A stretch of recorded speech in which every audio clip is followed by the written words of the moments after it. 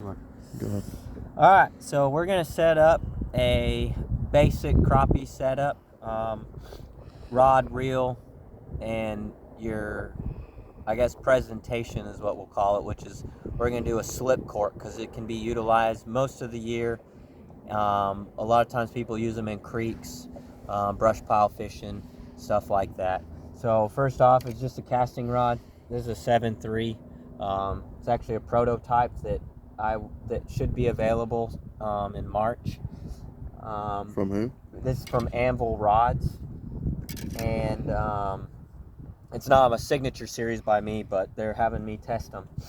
We're going to start first with, in order to have a slip cork or a bobber that slides up and down your line, you have to have something to stop it from sliding. So these are little nylon string bobber stops. You can buy them, pack of 100 of them for like, I don't know, next to nothing, like $6 or $7. So you slide it over your line, or your line through the tube, and some of them have slits in it, so it doesn't matter which way you pull it off.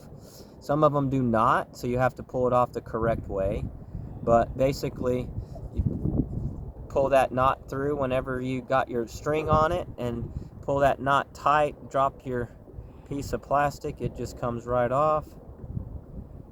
And then you take your tag ends, if I can get it, sorry it's a little windy, and you tighten it down and make sure that knot is tight. Now it will allow you to still slide it up and down your braided line. We're using braided line, so you can slide it up and down to select what depth you want to fish. If you want to fish 2 foot of water all the way down to 60 feet, it doesn't matter, you just got to set your knot. Next is a bead, little tiny bead. This keeps the bobber from, or the cork, float, however you want to call it, from sliding up past the knot. And that goes on. And then you want your float right here. It's a little hardwood braid. The only downfall to it, can't try pushing a rope uphill, it doesn't work very well. Let me get a different float. That one's not, the tip's all messed up on it. There we go. So sometimes I don't let go of it. Sometimes you can't push that line, that small line, through. So what I do is I suck just like a straw.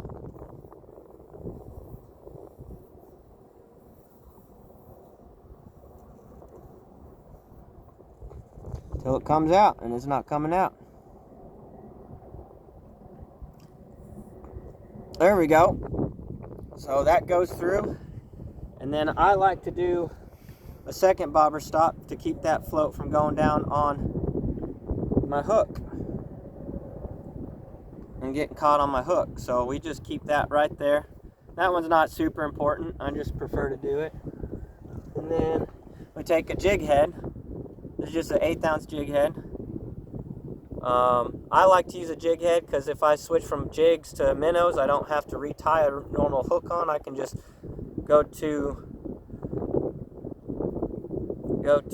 just switch to take the plastic off and put on a minnow. And we're going to utilize a loop knot. So a loop knot, you run your tag end through, give yourself some extra slack right here, and then you're going to loop it around your fingers. I'll do that one more time. Oh, let me get some more line. And then loop it around your fingers just like that, and you're going to rotate that hook point through 2 times. If I don't mess up. So there's 1, and there's 2, and usually it's a lot easier, but this wind's bugging me. And then I like to make my loop as small as possible. So I kind of pull it tight, tight, tight. I want it shorter than the hook point, if that makes sense. Because if you have that knot down here, then your hook gets wrapped in your loop knot. And then you go ahead and cut that tag line off.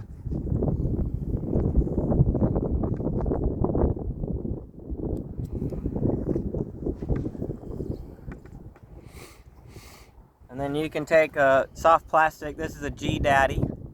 Very, very durable bait. You can catch loads of crappie on one plastic, 300-400. You feed it on. There's your setup right there.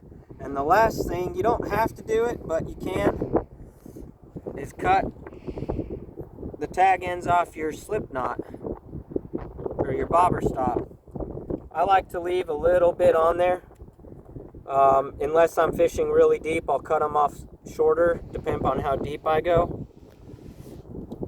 But that way, especially with small braided line, you can retighten it if you need to.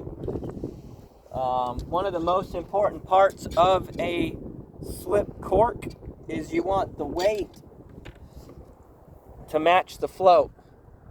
So if we throw it in the water, I'll go this way. So that will.